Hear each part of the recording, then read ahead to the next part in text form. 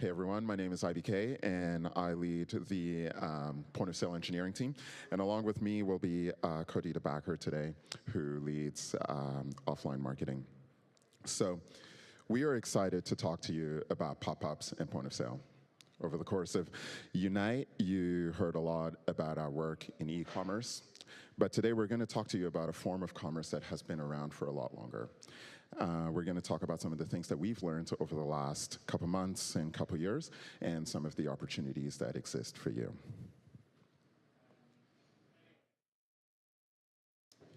So I'm sure that you've all seen signs like this. We know that stores are closing, malls are closing. We know that double the amount of stores have closed this year than at the same point last year. Some are calling this the era of the retail apocalypse. What's worse is that you enter some of these stores and their processes are outdated. Checkout times are taking longer, not shorter. But for all the sadness that exists around retail, is it really dying? So in order to answer this, we're actually going to take a little bit of a journey over where retail has come from, and we'll see where it's actually going. So to start this journey, we're going to go way back. This is what a market looked like 2,000 years ago. You came to this sort of place to buy and sell and trade commodities. Commodities are things that come from the ground, things like minerals and meat and crop. You came here because you needed raw materials in order to accomplish whatever you wanted to create. This was the basis of the agricultural economy. But fast forward to about 150, 200 years ago was the dawn of the Industrial Revolution. At this point, we started to use, technology allowed us to use these raw materials to create manufactured goods. Now, there was a lot of value to be realized out of manufactured goods because put together, these were worth more than the raw materials that was used to create it. However, around 70 years ago, the amount of value that we could realize out of manufactured goods started to go way down. So let me tell you a story to illustrate. When I was 17, I got my first car. It was a Pontiac Sunfire. And I'm sure many of you remember those cars and loved them dearly. So mine was very special. Mine had a tape deck. And this tape deck, you could fast forward to the point of the next song. So it would actually stop when the next song was about to start. I thought this was amazing. In all my years of using tapes, I had never seen that before. And I thought, I'm probably must be the coolest guy in school. Up until my friend comes in with his own car, and not only does he have a CD player, he's got a 6-disc CD changer. Not only could he skip songs, he could skip entire discs. Now, isn't that the case with technology? As soon as it's utilized, it becomes outdated. Some might even say that technology becomes commoditized over time. So we came from a commodity agricultural era, and now we're left with an industrial economy that is selling commodities as well. So the world had to move again. And services came to the forefront. Now, services have been around since the dawn of economy, but this is the first time that services was the primary source of value. If you walk into an Apple store today, you'll see that more real estate is dedicated to services than to your manufactured goods. You probably didn't think of it that way before, but there's more space for geniuses, for workshops, for repairs, than there is to actually buy product. But this is changing as well. Over the last 20 years, the internet has actually served to commoditize services as well. Just take a look at any of your favorite ride-sharing apps. The amount of value that we can utilize out of services is actually shrinking. And so, by the same token, we believe that retail is going to change. There's some sort of value that we can realize out of retail that we haven't discovered, or that we're at the dawn of discovering. We believe that retail is going to look something like this. This is a Nespresso store. Nespresso sells bespoke, lightweight, portable coffee machines. But when I enter a Nespresso store, I don't see inventory from floor to ceiling. Instead, I see 40% of the store being made into a cafe. I see space for me to enjoy my coffee. What Nespresso is doing here is not just selling you a manufactured good. but they're selling you the experience of coffee. Experiences are the new form of economic value in a retail world. And so to recap, this is the evolution of buying. We started with an agricultural society that largely solved the need for availability of these raw materials. We moved to an industrial economy that drove prices down and down and optimized for cost. Then we added services to our products to give us consumers a sense for quality. But today we've realized that our customers are willing to pay for experiences because it gives them a sense for authenticity. Experiences look like this. They look like beautifully crafted displays, beautiful storefront environments. They look like this. Unique buying experiences. Here, Snapchat is selling spectacles out of unique vending machines in obscure places around the country. Sure, they could have opened up a traditional retail store, but instead they voted for a retail experience, a marketing experience. They also look like this. This is an Amazon bookstore. And yes, I said Amazon. So what business does Amazon have in opening physical retail stores? Well, perhaps they've understood something about experiences as well. In this store, the books face out. And that's interesting. It allows the customer to be able to connect with the book, to be able to interact and experience the book. What Amazon has done here is they've turned the bookstore idea up on its head. Instead of fitting the bookstore with tons of books by arranging them on its spine, they've realized that you can get any book you want on Amazon.com. What you got to do here is actually come in and judge a book by its cover. And so is retail dying? Absolutely not. 90% of retail still happens in person. And in some places around the country, retail space can cost as much as $350 per square foot. And when we surveyed our merchants earlier this year, we find that over 40% of them would like to be selling in person, and that number is rising. So what is dead, however, is the idea of retail space, is the idea of merchandising as a retail strategy. We do not need our stores to house all of our inventory anymore. That's what online is for. That's what Shopify has solved. However, we do need to reclaim these spaces and fill them with both manufactured goods, the goods that we sell, and experiences. So here to tell us a whole lot more about what we've been learning in experiences is Cody. Thanks, IBK. To get here, we've been experimenting. We started Shopify because we saw a need for a better e-commerce solution. We know that this isn't a guessing game. We were the first merchant. We have to be true to self and true to our ecosystem. Merchants can interact with their customers 365 days a year, 24 hours a day online. What happens when you take that offline? When your customers can give you feedback in person, when they can touch and feel the quality of your products in real life. In the last 6 months, we built pop-up shops around the world. We became a merchant again, and we learned some things. Retail is an experience. It's about breaking the rules. Pharrell gets it. Pharrell, a musical superstar, recently acquired a 28-year-old denim company called G-Star Raw. And what did he do as his first project as head of imagination? He literally brought people inside of his imagination. He launched a bottoms company inside of G-Star Raw that was meant to stand out across the urban wilderness, and we helped empower it. Many consider fashion to be an art. So when Union, a Shopify merchant, came to us with a buyable museum concept, we jumped at the opportunity to help them power it. We flipped the script, and we turned clothing into pieces of art. This is us. This is the future of retail. We're able to do this, and you can too. You got to change people's perception. You have to create a memory. Change a skateboard into a piece of art. Put a t-shirt into a Picasso. What about a beach towel into a Van Gogh? What if you could turn a tote bag into the coolest damn thing that someone owns? Pintrill also gets it. They create limited edition pins. So why would they want to create an item that a customer would put inside of their pocket or hidden away at their house? We worked with them to recreate their e-commerce experience in real life. We brought the pins from a tiny accessory into an eye-level object of desire. Agencies in the room, I'm calling you out.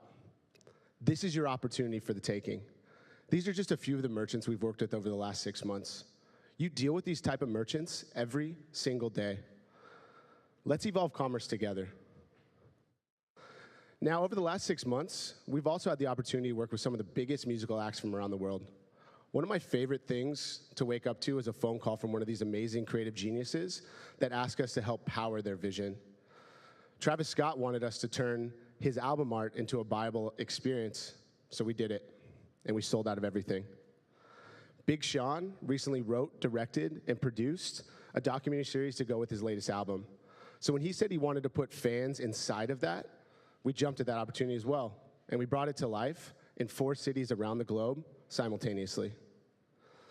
The Weeknd recently reinvented his sound and his look with his last album drop and haircut.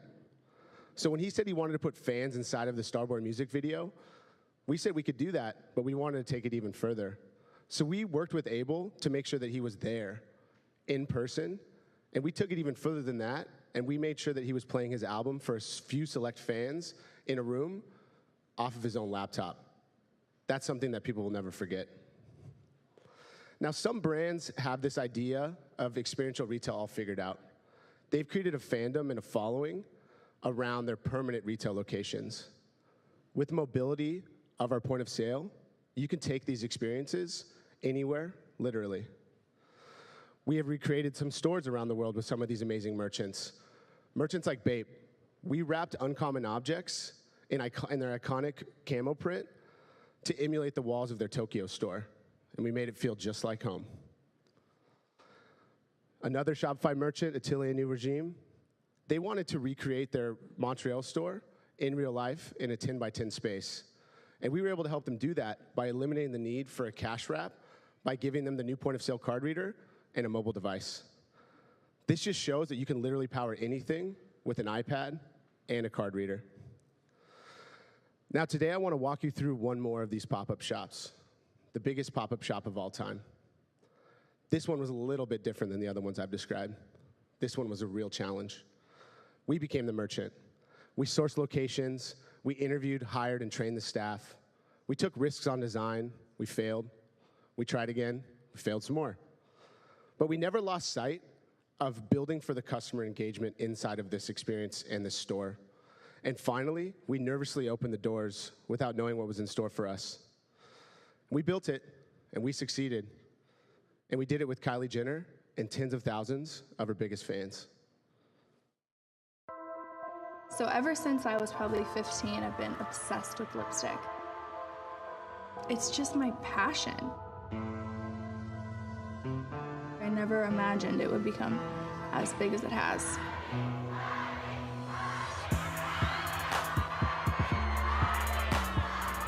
It just feels really good to give my fans an experience and make them feel like proud and just excited.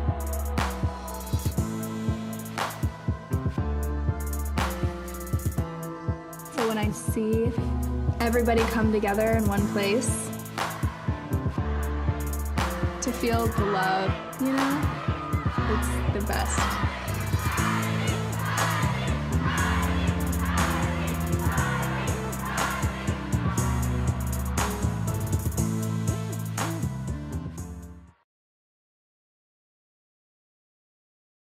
Now, she said, she had a vision for how her fans interact with her brand.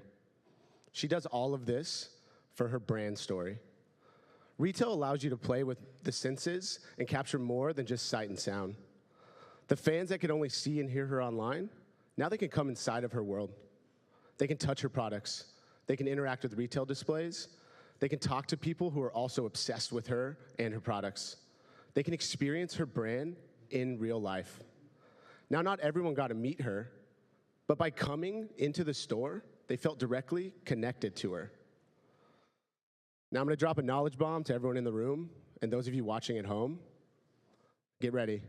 Not all of us can be Kylie Jenner. I know, it's really difficult. I'll allow you a moment to process that. But I will tell you something we can do. We all have the opportunity to give our customers a reason. We have the tools, we have the technology.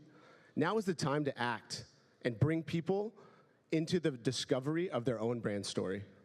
This is the internet coming to life. This is making commerce better for everyone.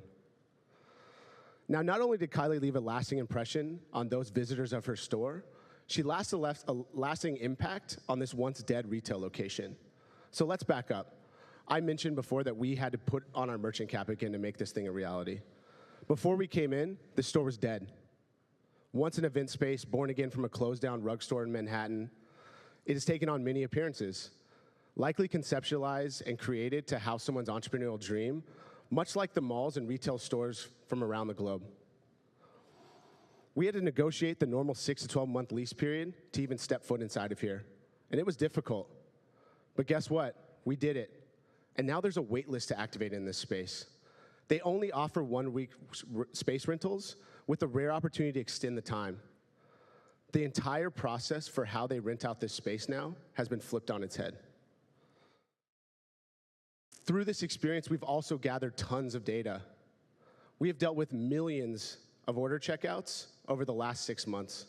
And we took this data and we put it inside of our new card reader.